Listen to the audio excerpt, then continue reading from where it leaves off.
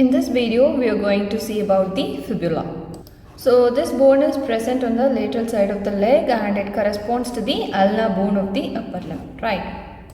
So fibula is a typical long bone so that it has upper end, shaft and a lower end. First, coming to the side determination of the fibula. As you see here, the upper end is expanded on all directions. See, the upper end is expanded in all directions, whereas the lower end, it is expanded only in the anteroposterior direction. So this is the anterior end and this is the posterior end of the lower end of fibula. So as you see here, it is expanded only anteroposteriorly. Coming to the next point of side determination, as you see the lower end of the fibula towards the medial side, you can appreciate two structures. One is the articular surface of the malleolus and also another structure, it is the malleolar fossa. So towards the medial side of the lower end of the fibula, you could appreciate two structures. One is the articular surface and the other one is the malleolar fossa. The important thing for side determination is that you should remember that this articular surface of the malleolus lies anteromedially, that is, it faces anteriorly, whereas the malleolar fossa lies posteriorly, right? So this is the important thing for the side determination of fibula. So now we have completed the points for side determination. Let us come to the features of the fibula. Coming to the upper end.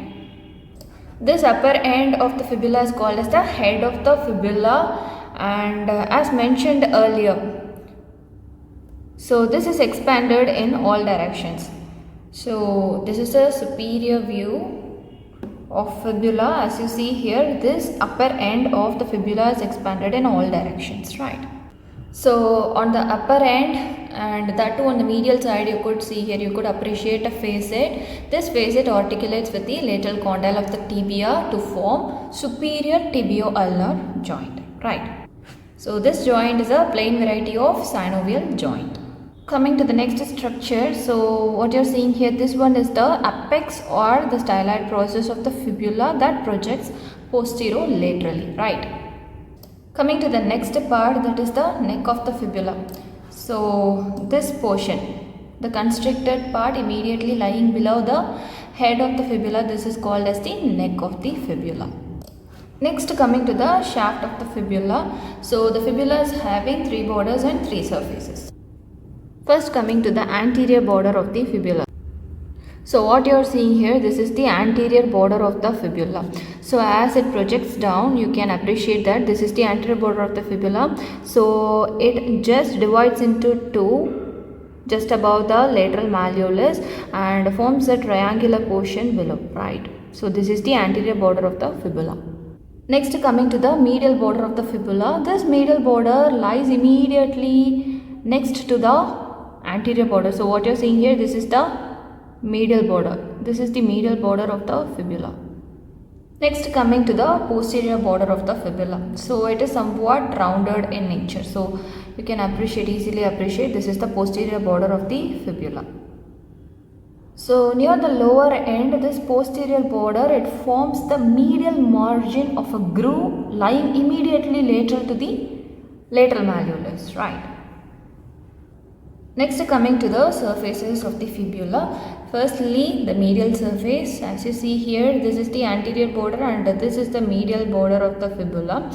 So the medial surface is very much constricted in the upper portion, and as you come down, it is slightly expanded in nature, right? Next, coming to the lateral surface. So this lateral surface, it lies between the anterior border and the posterior border.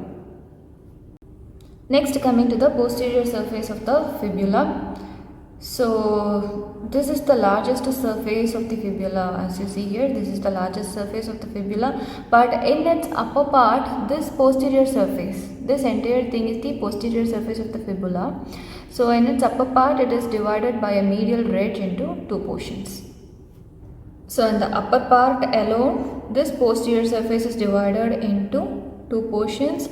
One is the area between the medial border and the medial ridge, and the second one is the portion between the medial ridge and the posterior border.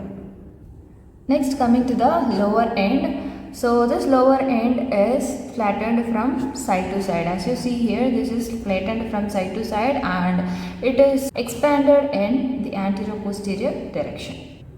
And what you are seeing here, this structure, this is the lateral malleolus. So this lower end of the fibula, it has four surfaces. One is the anterior surface, the next one is the medial surface, and the next is the posterior surface, and the other one is the lateral surface. So this entire portion, this is the posterior surface, this is the lateral surface,